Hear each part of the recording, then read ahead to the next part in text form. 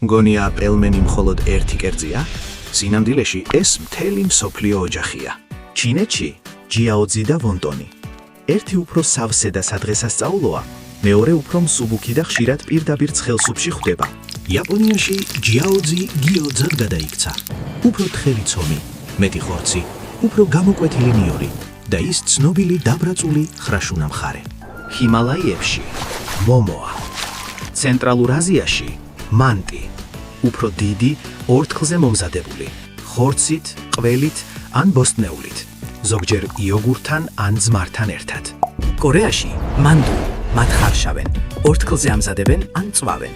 ხოლო სიაოლუმბაო უკვე ნამდვილი ფოკუსია, პატარა ტომარა, რომლის შიგნითაც ცხელი ბულიონი იმალება. სლავებს თავიანთი დიდი შტო აქვთ, პელმენი, პატარა და ხორცით, ვარენიკი, მარილიანი და ტკბილი, პიეროგი, მოხარშული ან შემწვარი, ხოლო უშკა, პაწაწინა სოკოს ყურები ბორშისთვის. შენ რომელს აირჩევდი?